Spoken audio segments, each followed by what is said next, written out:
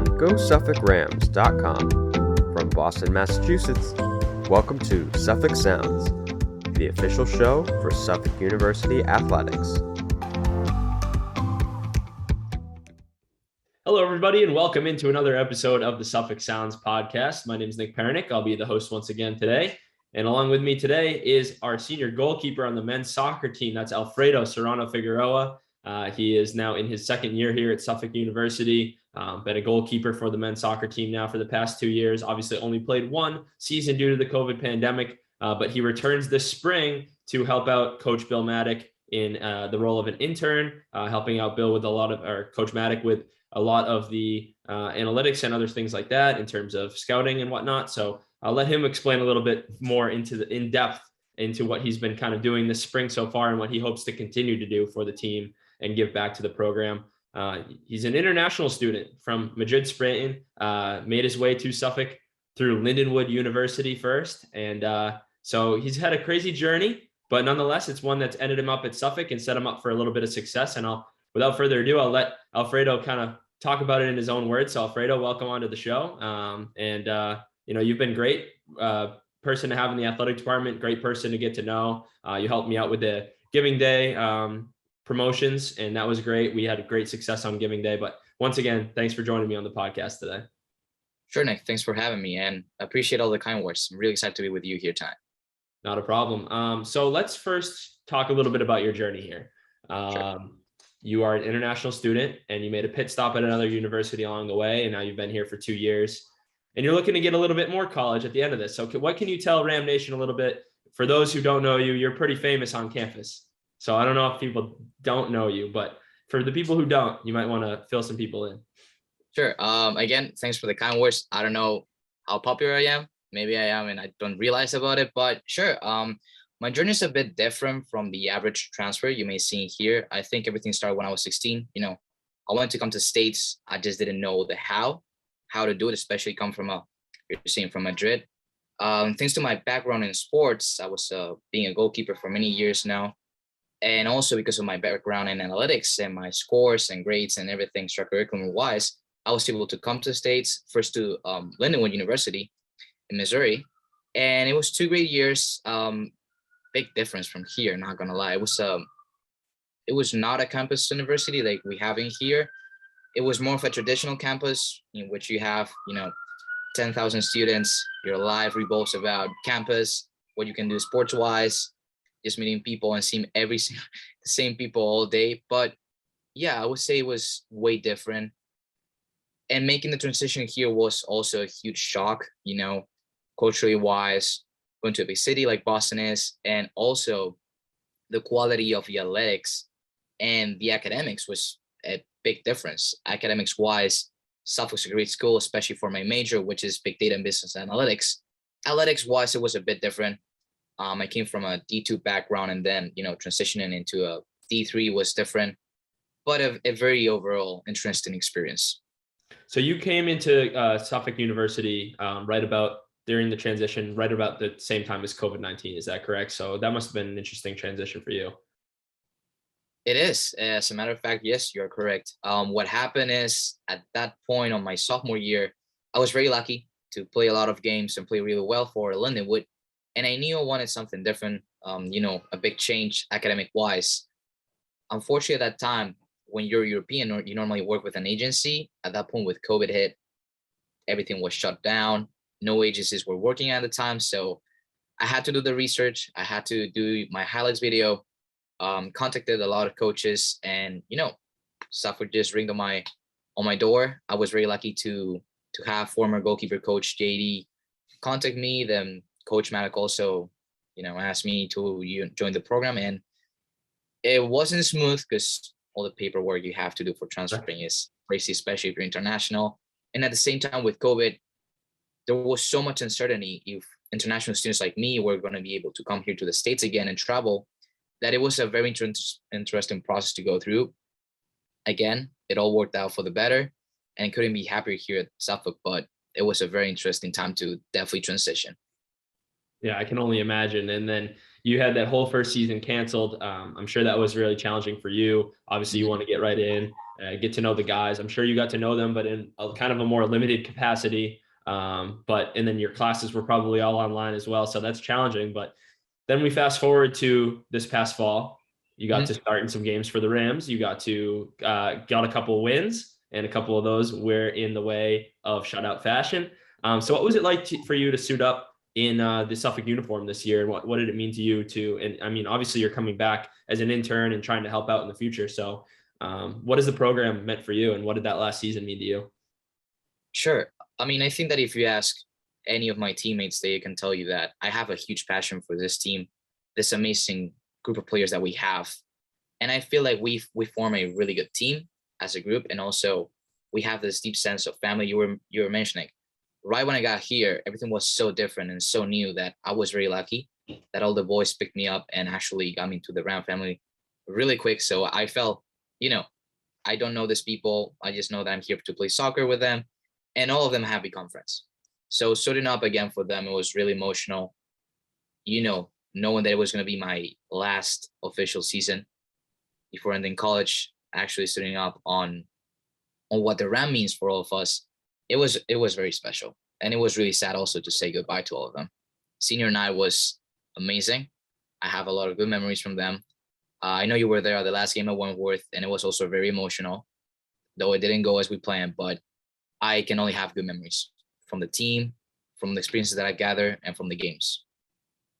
That's all that matters. I mean, yeah, I was at that last Wentworth game. It wasn't the way we wanted to go out, but definitely a hard-fought season, a hard-fought battle, and it was my pleasure to finally see some Suffolk soccer in my second year here. So it was good to, get a season back under our belts, and I was really proud of the efforts that your whole team put forward. I'm looking forward to see what Coach Maddock and the squad can do next year with a full season under their belts, and now a full year more of recruiting, kind of more normal recruiting.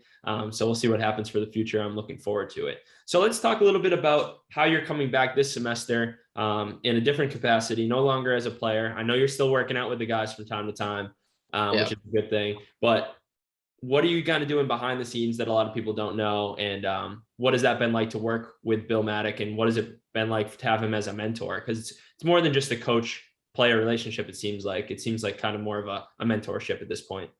Sure. And completely agree with that. Working with Coach Maddock has been fantastic so far. Lucky enough for me, he's a very data-oriented guy. And we were discussing this once the season was coming to an end. Like, I wanted to help the team in some way. I wanted to help the program. And me being the data geek that I am, I started doing my own research after games. I would watch the games, record the stats. We also have a software provider called Huddle, which allows us to take a more statistic analysis of what happens through game, transitions, passes, everything that you can see. At the same time, I thought that was not visual enough for us to communicate to, 17 freshmen that are coming here. Hey, maybe we can exploit some things by taking a look at different patterns, or maybe just analyzing games differently, or maybe performing differently. Once we got into the agreement, Coach Maddock and myself, of what I could do into the program, we started working around scouting, how maybe we could, use more data-oriented statistics, like, for example, how many goals can a player score? How many interceptions can he get per game? So, for example, right now, an example that I have on top of my head, this past spring, since we're off season, what we're trying to do is more about the enhancing of the performance elites. What we're doing is we did a body fat composition analysis, which I also want to thank the athletics department with head athletic trainer Rick Cox, which is a great help, and he's been helping us a lot doing that. We analyze body fat composition, body fat percentage, height, weight, and also with that, their strength levels, which were measured with compound lifts. With this, I came up with an optimization algorithm that, based on NCAA standards, is allowing me to accurately predict what should be their ideal fat percentage for them when they are in season. Because you got to take into account that you're losing a lot of calories, you're running so much, and you're training. So we came up with this idea, and now because of that, Coach Maddock and myself, along with Rick, we were able to put these workout plans that also take into account the workload that you should put. What's your objective? If you want to lose fat, if you want to gain muscle, if you want to just stay the same. So this is an example. It's more about how can we introduce the data effectively first of all, to management to make better decisions. In this case, the coaching staff, to players to understand visually and have a better understanding of why we're doing things, and for them to improve as a better player and athlete. And it's just really fun. It's this gray area of, yes, coach is my mentor. I don't have anyone else that is doing this data science related thing. So it's more about finding what can work, what cannot work, and how to implement it effectively so that they can understand the purpose behind it. And that's very important at the Division III level, because at higher levels in the NCAA, there's definitely strength coaches full time. There's weight coaches, nutritionists, everything like that. So to have someone as dedicated as you to the program, you don't see that very much at the Division III level. And so I'm sure the guys are very pleased with that kind of structure and that kind of setup, so that they can kind of be set up for success come next fall. Because as much training as you do, if you don't do it the right way, sometimes it's a moot point. So I'm sure the guys are very appreciative of it. Yeah, you're on it. And again, it's part of the invisible training that you were just talking about. Like how good you're on the field can sometimes be impacted of what you're doing outside of it, And we're just trying to provide them with the better tools that they can have so that they're comfortable enough, to have a full summer going on, maybe playing with under 18 or under 23 teams for a couple of them, doing fitness, working out, and then coming back stronger in preseason, so that first week of preseason, we don't have to kick their asses with just a lot of fitness. Rather, they just prepare and have the tactical components to work in, so that we go into weeks. So going forward, you're looking to over the summer, you're looking to, kind of create another software for the team to use. Do you want to talk to me a little bit more about that, since I'm not the big, not a huge analytics guy, not a huge breakdown guy? You fill me in, because it sounds really interesting, but I don't want to butcher it. I don't want to mess it up. So you tell me what you're thinking about. Absolutely.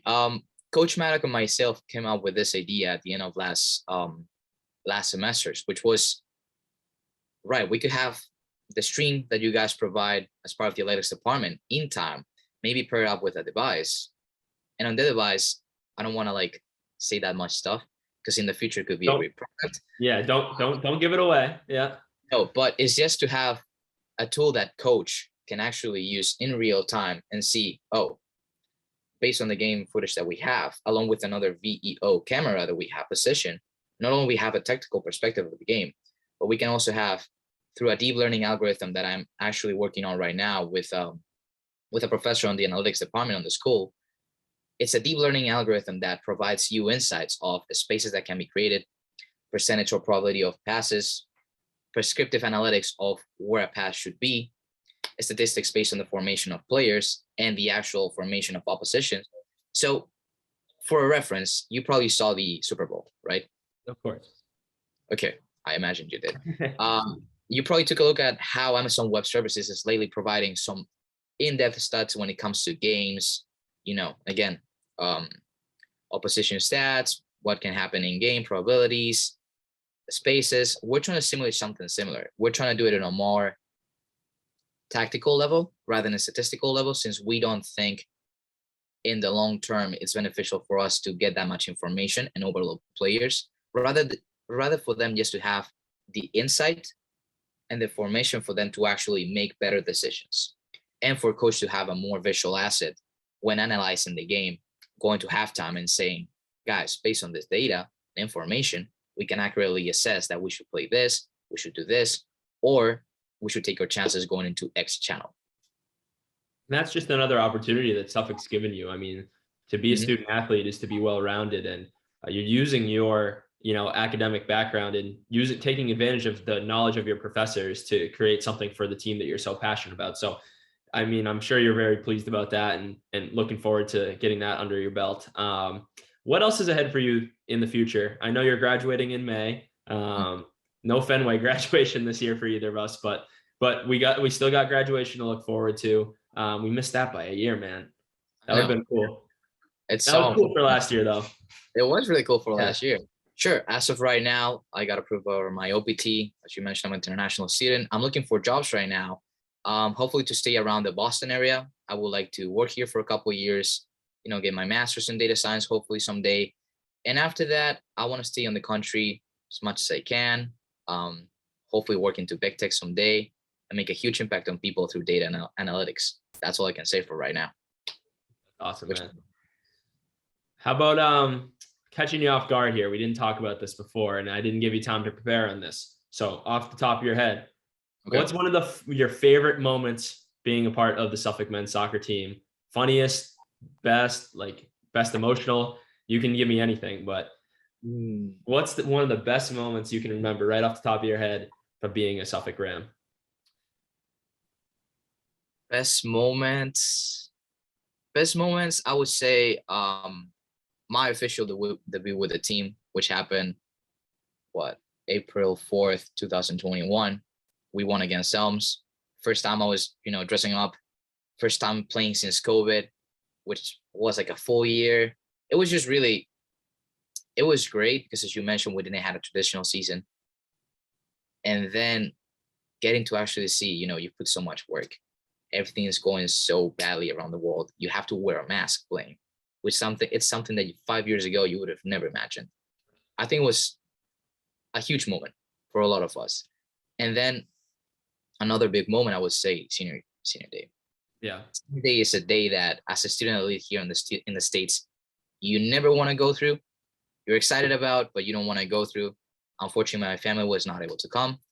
But I had here my best friends who are part of the team. And former goalkeeper coach JD was able to also walk me through the lines that we do. It was a very emotional day, I would say. We needed that win. All the freshmen pulled through, all the seniors we pulled through, and we did an amazing job at it. We had a huge win. And then, and if I have to say a funny moment, I'm sorry for you. Every single day, it's just like comedy with us, because we have a lot of clowns on the team, unfortunately. When I was with you guys for the Ram Cam day, it was you guys brought out top tier humor, and it was great. It is like that all day. That's the thing. Yeah. That's why I cannot come up with something on top of my head, unfortunately. Just tripping at each other, and you're short. Oh yeah. Yeah, it's great. It's a little competition all day. I know. Oh yeah. There's always, but it's just fun, and we have a great vibe going with that. As you kind of come to the end of your chapter here, and you're closing the chapter of Suffolk, what do you want to say to your teammates, and what do you want to say to possible future Rams as they come through the program in the next few years? To my teammates right now, what I could say is they have a huge potential. The roster that we have is an amazing group of people, an amazing group of talent and athletes. I know they are destined for greatness. I cannot tell them exactly if now or in a couple of years. I have confidence that this team can win a conference, can go to the national tournament without a doubt. So I just wish them the best, and that they can actually keep putting the effort, the time, and everything that they have just to make us succeed. When it comes to future Rams, wearing a Ram in your chest is a huge responsibility. It's a huge honor, but it's also something very different from what you can expect another college. And if you come here, I assure you that you will find a family with us. That's all I have to say. Well, Alfredo, thanks so much for joining me today. And thanks so much for what you've done for the program in the past few years, and what you've been able to do going forward for Suffolk men's soccer. And I wish you the best of luck going forward. And I wish the team the best of luck in their pursuit of a conference championship under Bill Maddock. So thank you once again for coming on, man. Sure, Nick. Thank you guys for having me. This has been Suffolk Sounds. Don't forget to subscribe, like, rate, and review however you listen to your podcast.